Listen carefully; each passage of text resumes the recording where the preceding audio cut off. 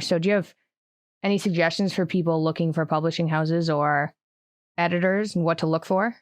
Well, I've always gone the conventional route. So I think my advice is limited about self-publishing. I mean, I was pretty fortunate to sell my first, but the aforementioned first book with the really shitty rough draft that I wrote before and after my senior year of college, which I then revised, furiously.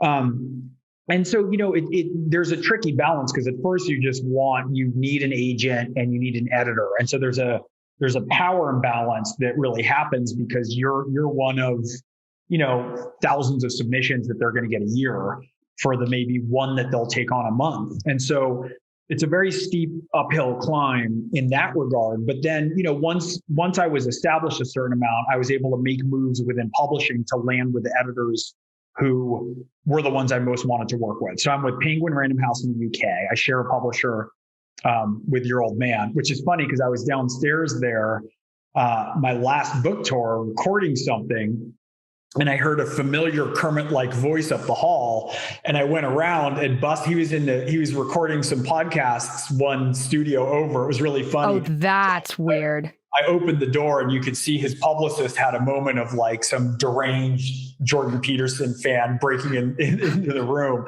And it was really funny. So then we recorded something together. So we had some overlap in England, which was fun. And in the US, I'm with Minotaur Books, which is under Macmillan.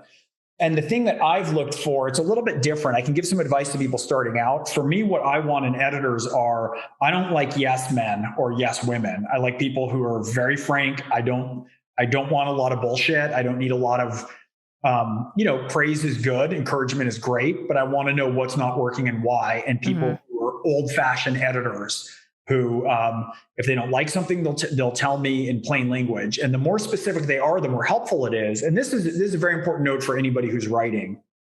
When people give notes, you have to choose who you're going to listen to carefully.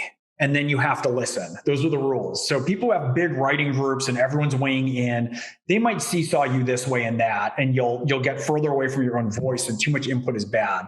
But if there's someone smart and they actually know how to edit, then you don't let go of that and you listen. And it doesn't mean that you take the edits literally. And so a lot of times, like I learned this a lot when I was dealing with notes from producers or directors, they'll say, for instance, like, oh, the script's really lagging right here in the third act. And what you listen to isn't the specific note, but the underlying editorial anxiety. So a lot of times I'll think, that's where you noticed it and wrote it down. But the real problem was in the second act earlier, right? And it bugged you, but you only realized that it felt slow later on.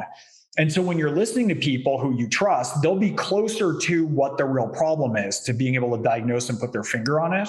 But you want to kind of go beneath the note and beneath the specifics and see what's bothering them on a deeper level. And sometimes you have to draw it out of people. It's just like a conversation when you have an altercation with a friend or a spouse or, a kid. Yeah.